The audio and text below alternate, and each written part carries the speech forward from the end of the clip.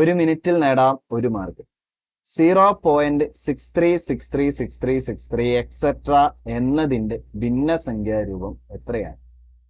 So ഭിന്നസംഖ്യാരൂപം എന്ന് പറയുമ്പോൾ അംശവും ഛേദവും ന്യൂമറേറ്ററും ഡിനോമിനേറ്ററും വേണം.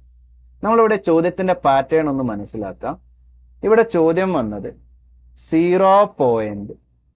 ദശാംശത്തിന് ശേഷം, അതായത് പോയിന്റിന് ശേഷം 63 എന്ന രീതിയിൽ സംഖ്യ ഇങ്ങനെ ആവർത്തിച്ചുകൊണ്ടിരിക്കുകയാണ്.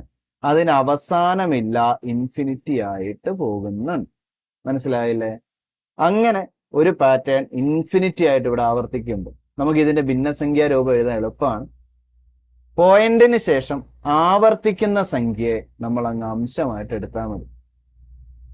ഡിവൈഡഡ് ബൈ പോയിന്റിന് ശേഷം ആവർത്തിക്കുന്നത് 2 സംഖ്യയാണ്, 2 അക്കമാണ്. അങ്ങനെയാണ് ഛേദത്തിൽ 29 ഇടുക, 99 എന്നത്. പോയിന്റിന് ശേഷം ആവർത്തിക്കുന്നത് 1 അക്കമാണെങ്കിൽ ഛേദം 9 എന്നാണ് എഴുതുക. 2 അക്കമാണെങ്കിൽ ഛേദം 99 എഴുതാം. 3 അക്കമാണെങ്കിൽ ഛേദം 999 എന്ന ഓർഡറിൽ എഴുതാം. ഇനി നമുക്ക് ഇതിനെ 2നെയും 9 വെച്ച് ചെറുതാക്കാൻ പറ്റും. 63നെ 9 കൊണ്ട് ഹരിച്ചിട്ടുണ്ടെങ്കിൽ നമുക്ക് എന്ത് കിട്ടുന്നു? 7 എന്ന് കിട്ടുന്നു. 99നെ 9 കൊണ്ട് ഹരിച്ചാൽ നമുക്ക് 11 എന്ന് കിട്ടുന്നു. നമ്മുടെ ഭിന്നസംഖ്യാരൂപം എത്രയാണ്? 11ൽ 7 ആണ്.